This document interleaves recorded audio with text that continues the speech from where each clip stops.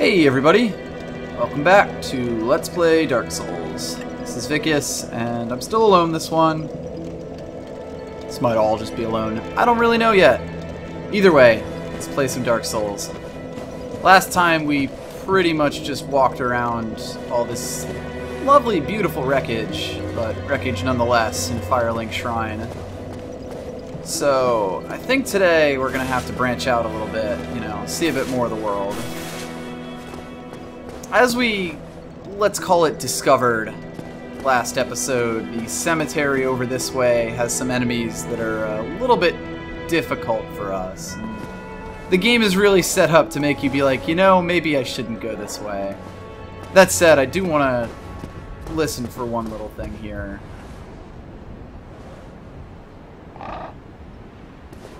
There's the crow.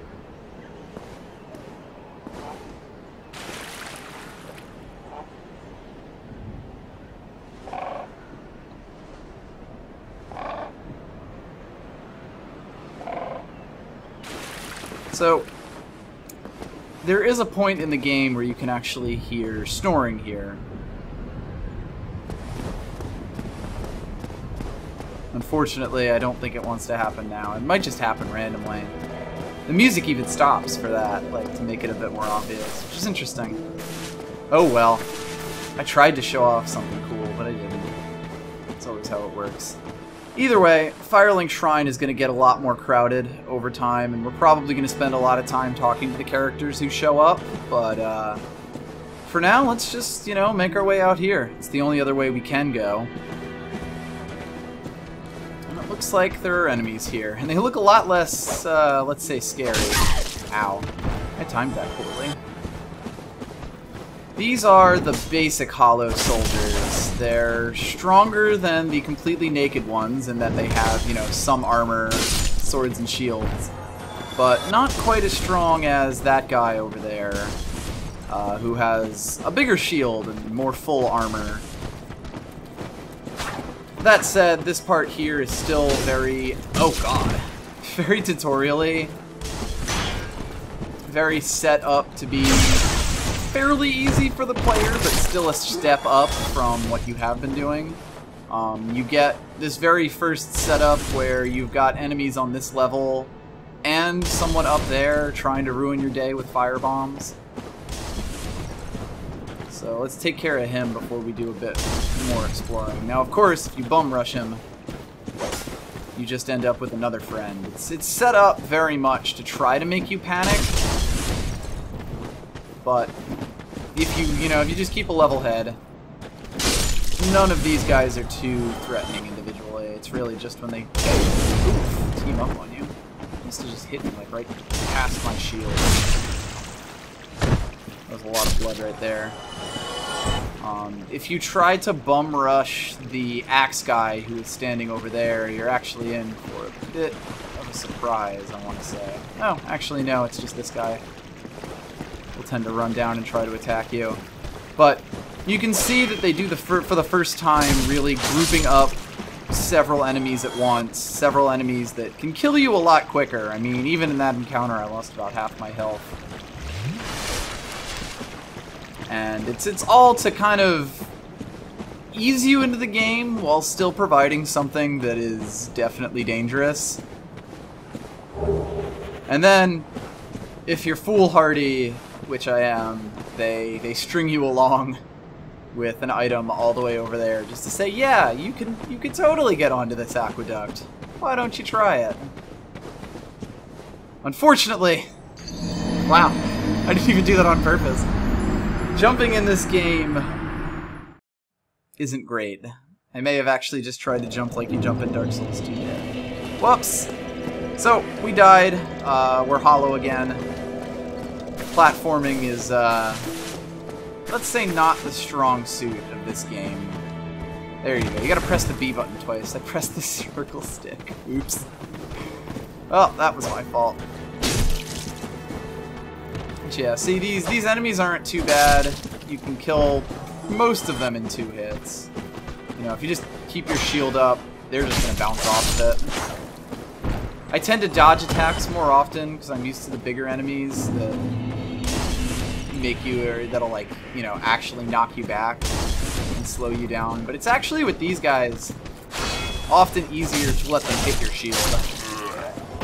And that's something that I really like about this game, that it does, you know, create these different situations where some enemies will... Ooh, that was closer than it should have been.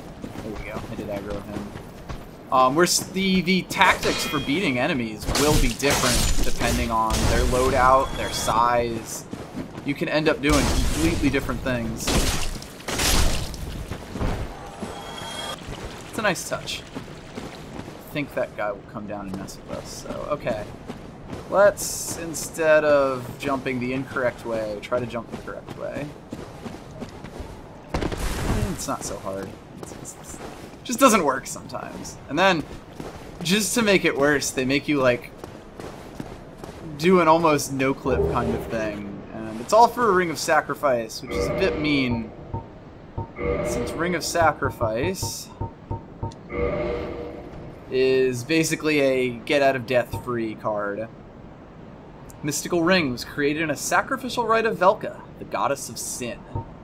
And we also get our first mention of a goddess outside of the Pantheon that was originally set up for us in the game. You know, the Great Lords, Gwyn, the Witch of Izalith, and Nito, and the Pygmy. But, who cares about the Pygmy? It's interesting to see that there's, you know, that they show that there are other religions out there, other gods and goddesses that hold power. Often they can be connected to things, you know, to the main story in other ways.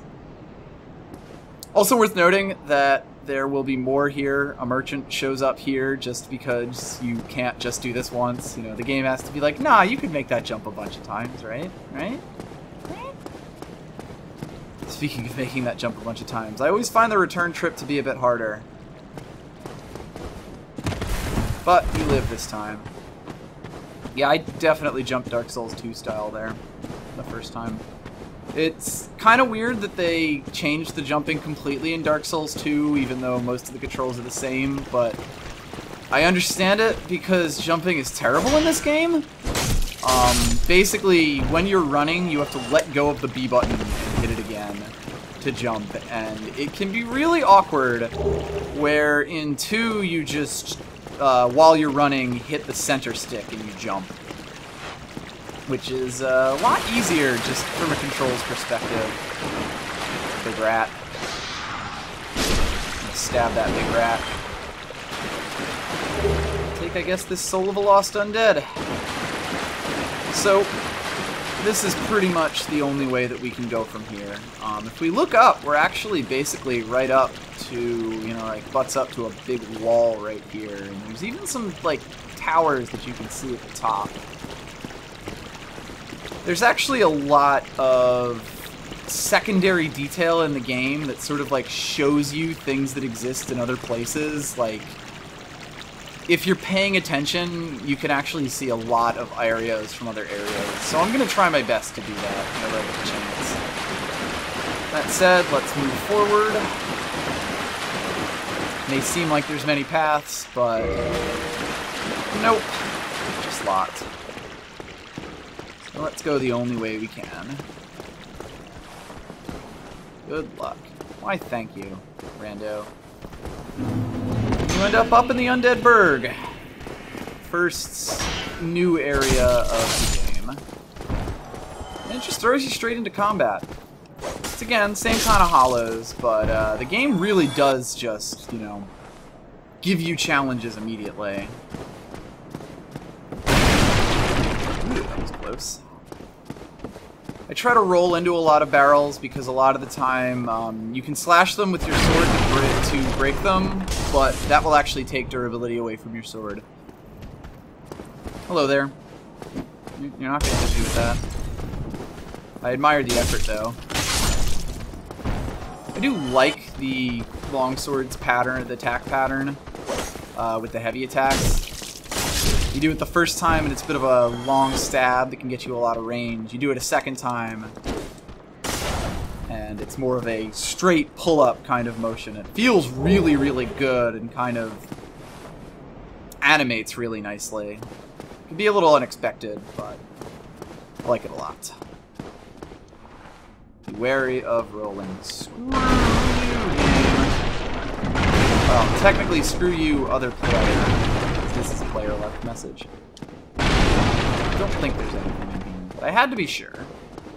So now, the natural route of progress is through this fog door. You'll notice that, like, when we come over here, your eyes are really just drawn to it because it's, you know, it's a white palette right in the middle of, you know, all of this. It's lovely little town architecture. I actually really like the way that Undead Burg is set up. Hello there.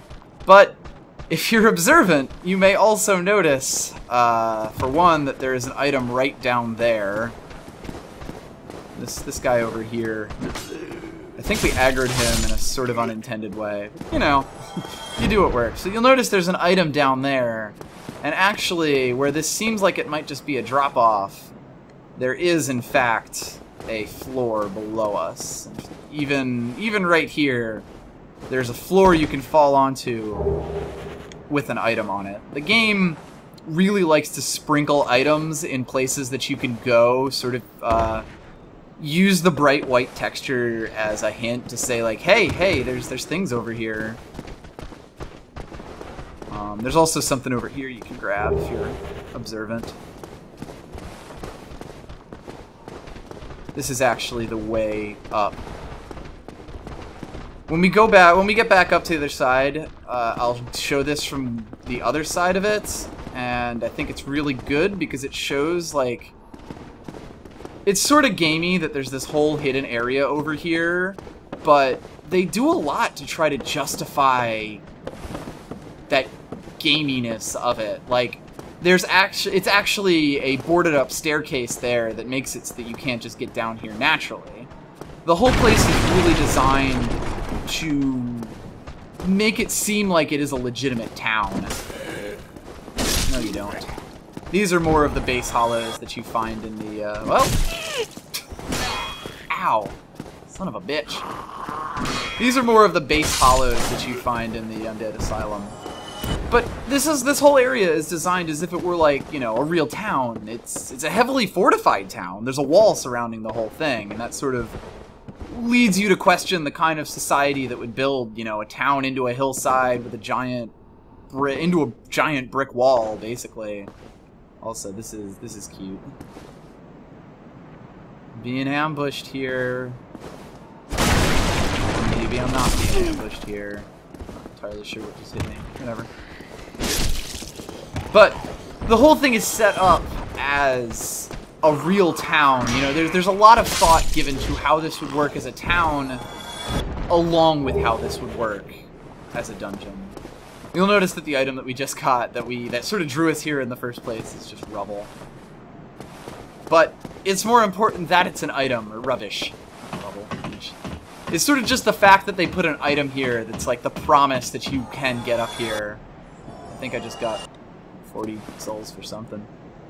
2 of those hollows just died somewhere, but I had nothing to do with it. Either way, the game sets up from the very beginning, from this still semi-tutorial, still first real touch of the game area, that if you're paying attention, you will be rewarded. That, you know, it's also, you can't actually get to these areas around here, I'm pretty sure. Oh, wait a minute. Maybe? I don't know. There's a lot of weird connections in this game. But this feels like a town. There's a lot of places in games that feel much more like a dungeon first and a setting second. Dark Souls does a lot to make it seem like you're in a place, rather than just traversing a level. So this is the boarded up stairs, and you can actually see through them to the staircase that we were at before. And it's so cool. Like, I love this kind of level design. It's really, really difficult to do, and I don't blame game designers for not doing this, but, like, there's just so much attention to detail, and it just makes the world feel so much more real. And I'm not going to say alive, because the whole point of this is that the world is not alive, but it just makes it feel like you're in a place and you're exploring a place, and I love that. Over here, there's actually like a bridge to this, but it's fallen over, and there's actually an easier way to get over. I'm not entirely trusty of my skills to get up there, so let's not waste time. Instead, let's go to a really cool set piece. Holy fuck! Character is scripted to stumble there. Again, just give the whole thing weight.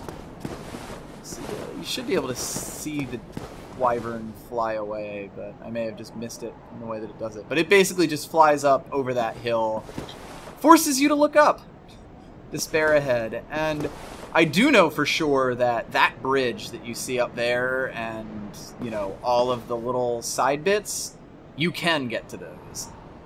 So it is really made to let you see this whole set piece, to let you, you know, freak out like, oh my god, are they going to make me fight a dragon? But then be like, nah, just kidding.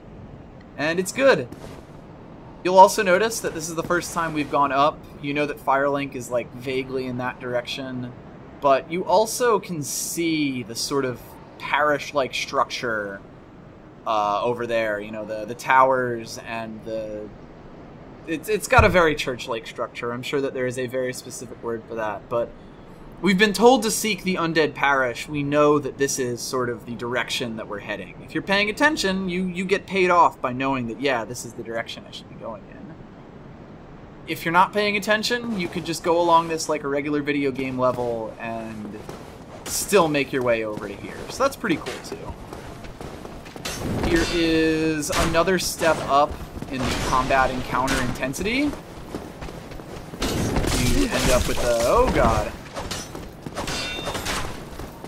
End up getting ganged up on by a bunch of these hollows, and have an archer shooting at you just to increase the complexity of the whole situation. Oh dear. Not doing this very well. Oh, I messed that up. Don't walk into them when they do that kind of super slash thing. Most of the enemies are given a super attack like this. It is mostly to catch you if you are not paying enough attention and not being aware.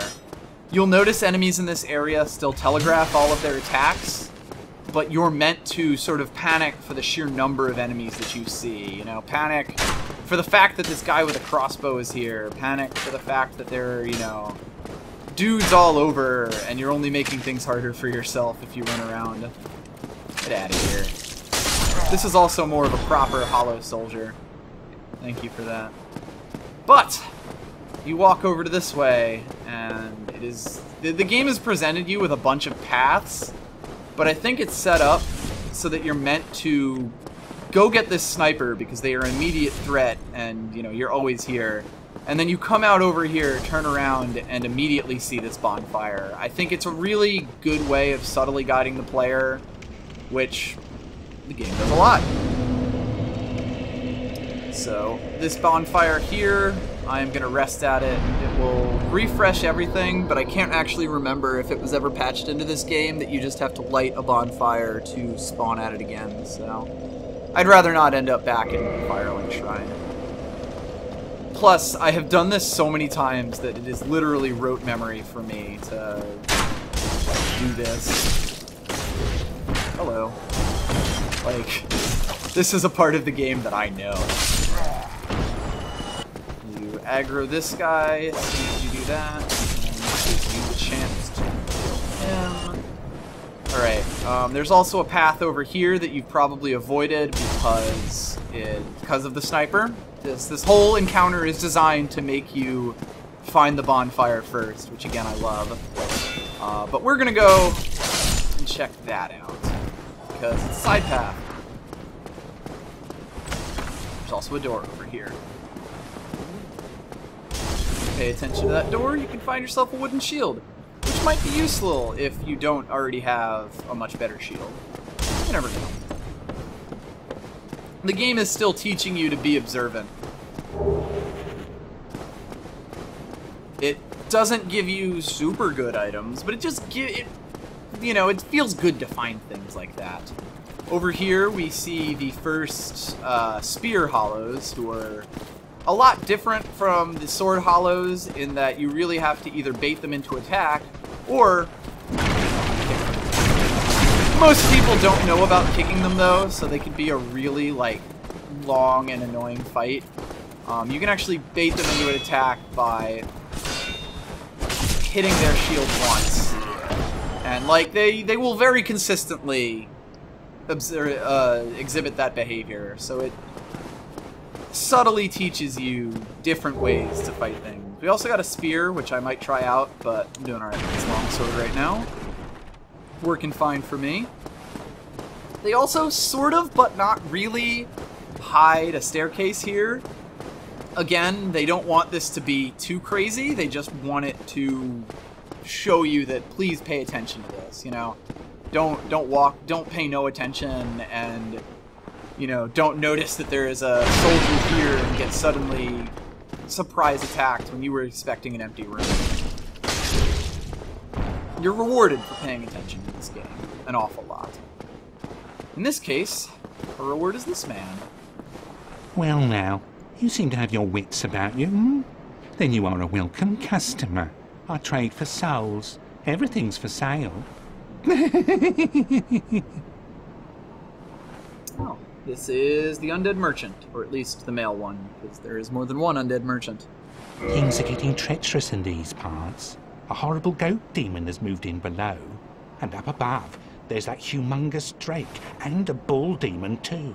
If you stick around this place, it might end up being your grave. I'm making a silly laughing voice whenever he does that.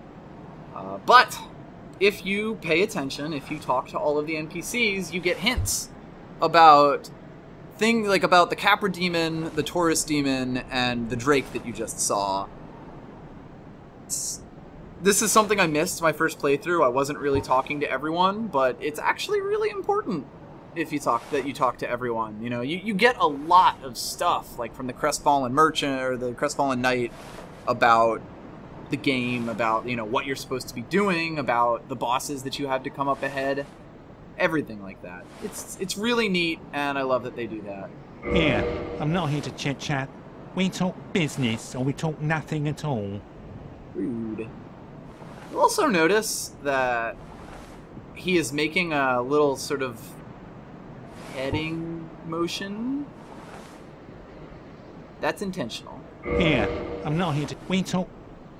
But he doesn't currently seem to want to talk about it, so... We got some useful things. This is obviously the most useful thing. It lets us write messages to other players, but honestly, this is probably...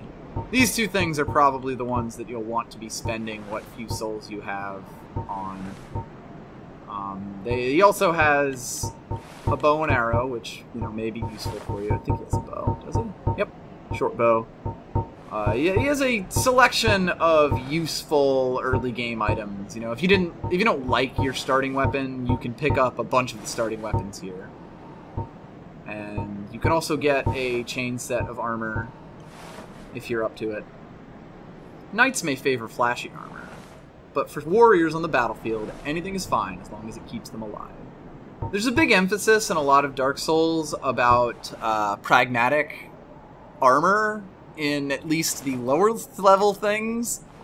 On the other hand, once you get to the larger, bigger things, the more ostentatious sets, let's call them, the more powerful ones, it gets a little bit sillier. Residence key. Key to a residence in Undead Burg. Shocking. Simple, sturdy design of the locks is kept in the burg. Keep out unwanted visitors. I can read good, but this is a standard key in these parts, and will open several residences. So you get the game conceit of this is a gamey item that will open a bunch of doors for you, but it fits it into the lore, because if you're cheap locksmith, you're only going to build a little bit. So the other two key items you can buy here are repair box. This is mostly just lets you repair things with souls at bonfires. It's dubiously useful. The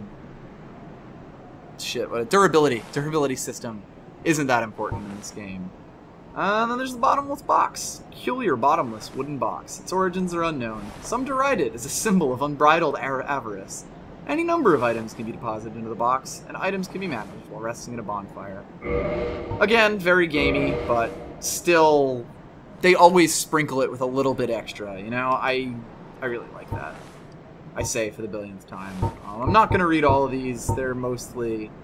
There's little things in a lot of them, but they're mostly gamey things for these. Well, you need to get into the more special weapons to get a better idea. Like, to start getting the more interesting descriptions. If I miss any, feel free to tell me. Like, if you know that there's something interesting being said. But until then, yeah. Here, I'm not here to... We talk... I wasn't sure if you spent a certain amount of souls on him, he would, you know, open up a little bit. I guess not. Thank you kindly. No worries. So the merchants in this game will often have a lot of interesting tidbits of information. It's really neat and often really useful. I just want to say, is it over here? There's actually, yes, you can in fact see an area that we won't be in for quite a while if you look off the end of that cliff. Pretty neat.